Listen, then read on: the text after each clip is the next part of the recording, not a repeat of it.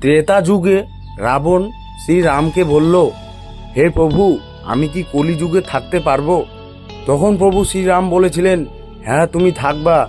তোমার নাম হবে উদয়ন গুহ, আর তুমি পশ্চিমবঙ্গের 2026 পর্যন্ত উন্নয়ন মন্ত্রী হয়ে থাকবা। তারপর আসলো শূর্পণখা। শূর্পণখা এসে বলল, হে প্রভু, আমি কি কলিযুগে জন্ম নিতে পারবো?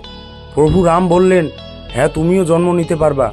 তোমার নাম হবে মমতা ব্যানার্জি, আর তুমি 2026 পর্যন্ত পশ্চিমবঙ্গের মুখ্যমন্ত্রী হয়ে থাকবা। তারপরে আসলো হনুমান। হনুমান বলল, প্রভু রাম, আমি কি কলিযুগে থাকবো? তখন শ্রীরাম বললেন, হ্যাঁ তুমিও থাকবা। তোমার নাম হবে শুভেন্দু অধিকারী, আর তুমি 2026 থেকে পশ্চিমবঙ্গের মুখ্যমন্ত্রী হয়ে থাকবা। আর আমি শ্রীরাম, আমি মোদি হয়ে জন্ম নিব, আর আমি পুরো দেশের প্রধানমন্ত্রী হব।